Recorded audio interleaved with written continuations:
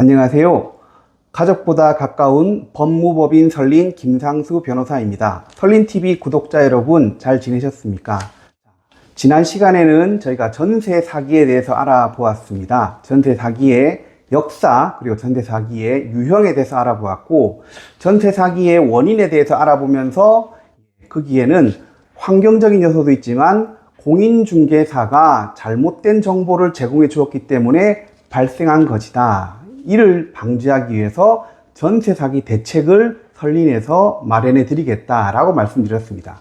그러면 공인중개사는 기본적으로 어떤 것을 설명해야 되냐, 먼저 법에 정해져 있는 것부터 먼저 알아보고 그 다음에 전세 사기의 특별한 경우에 대해서 알아보도록 하겠습니다. 자, 먼저 공인중개사법에는 금지 행위를 규정하고 있습니다. 공인중개사 너 이런 거 하면 안 돼 라는 것이죠.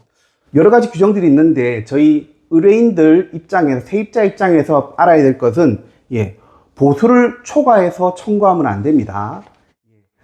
매매의 경우에, 임대차의 경우에 가격의 1000분의 9를 초과하는 금액을 청구해서는 안 되고, 1000분의 9를 꼭 지급해야 되냐? 그렇지도 않습니다. 거기서 협의를 하는 것이죠.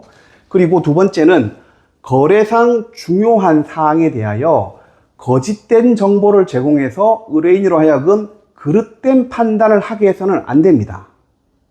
이게 중요한데요.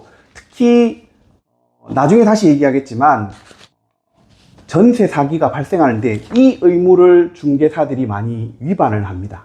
그래서 잘못된 정보를 제공을 하고, 거기에 따라서 세입자들이 속아서 임대차 계약을 체결한 경우가 많습니다. 그리고 직접, 그러니까 그 물건자하고 중개인이 직접 계약을 체결하는 것도 위반입니다. 그리고 여러분 이 부분 알고 계셨습니까? 쌍방대리가 안 됩니다. 이게 무슨 말이냐 그러면, 원래 그 물건자가 양쪽 상대방이 있죠. 두 사람은 이해관계가 다르지 않습니까? 임대인과 임차인, 뭐 아파트가 매도인과 매수인, 이 두 사람의 이해관계가 다른데 한 명이 두 사람 간의 거래를 중개하다 보면 한쪽의 이익을 위해서 할 수 있기 때문에 쌍방대리를 못한다고 법에 규정해 놨습니다. 특히 저희 변호사 같은 경우에는 쌍방대리를 엄격하게 금지하고 있어서 쌍방대리를 하는 경우는 없습니다.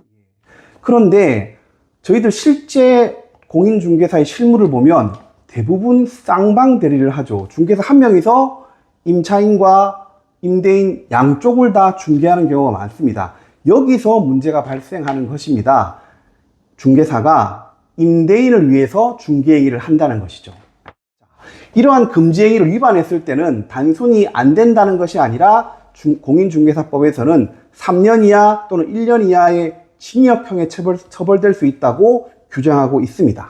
자, 그리고 공인중개사법 시행령 21조에서는 공인중개사가 어떠한 내용을 설명해야 되냐에 대해서 쭉 설명해 놨습니다. 이 부분은 제가 조금 보면서 설명을 드리겠습니다.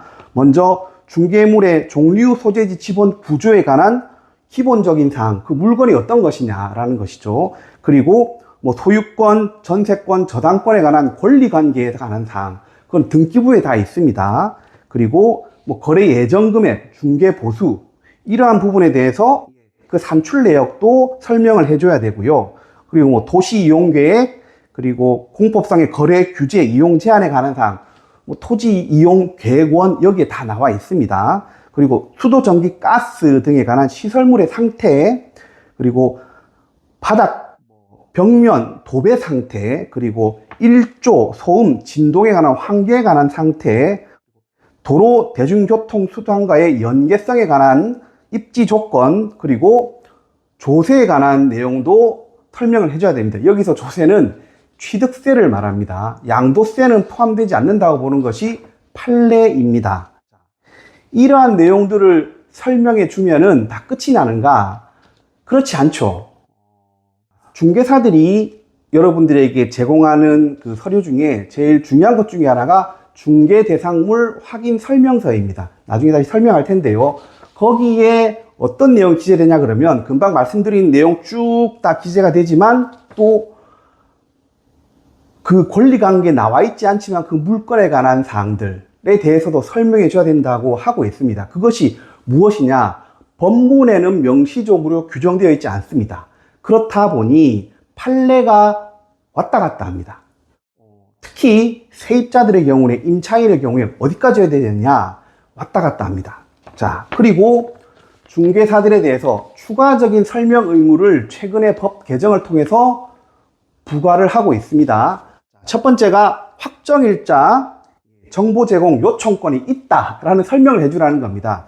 이게 뭐냐 그러면 내가 들어가는 집에 그전 세입자가 확정일자가 언제 되어 있는지, 그 임차 보증금은 얼마인지 관한 정보를 주민센터에 가서 내가 임대차 계약서를 들고 가면은 그 정보를 제공해 주게 되어 있습니다.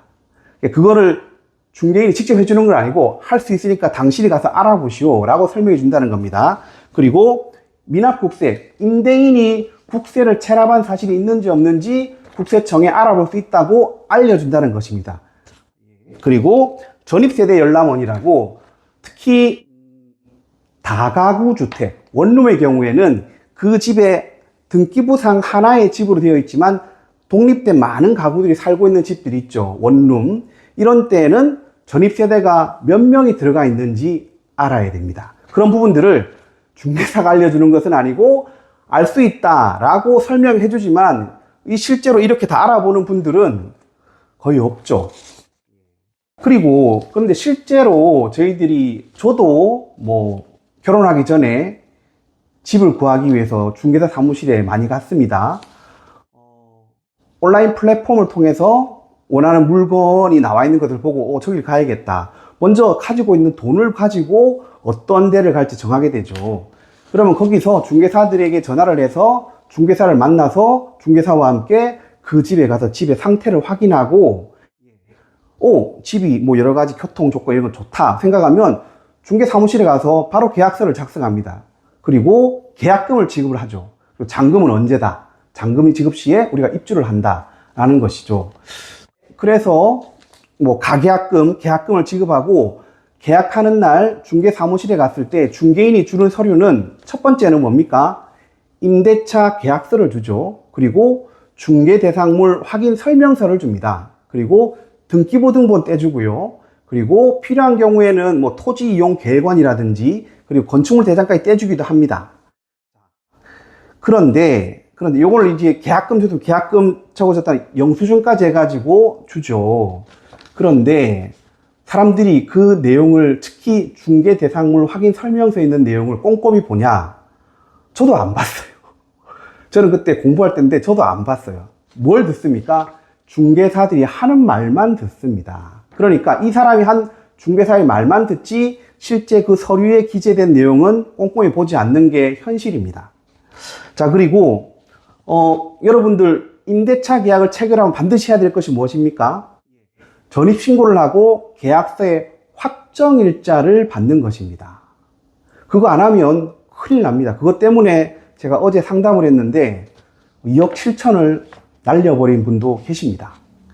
그리고 최근에는 임대차 신고도 계약 일로부터 30일 이내에 해야 됩니다.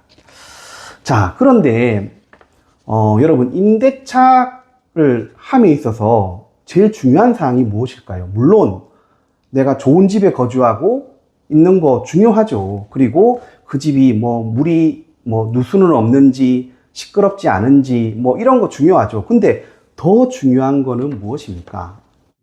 그 집은 제 집이 아니잖아요. 기간이 돼서 만료가 되면 나와야 되는 집이잖아요. 그때 뭘 받아야 돼요? 우리가 낸 보증금이 안전하게 회수될 수 있느냐? 그것이 제일 중요합니다. 그것이 제일 중요한데 그 부분을 간과하고 있는 겁니다. 다음 시간에는 중개사들이 이러한 법에 정해진 기본적인 설명 의무 외에 어떤 부분을 말해주지 않았고 그런 부분 때문에 어떤 사고가 일어났는지 여기에 대해서 자세히 알아보도록 하겠습니다. 오늘 제가 준비한 내용은 여기까지입니다. 가족보다 더 가까운 법무법인 설린 김상수 변호사였습니다.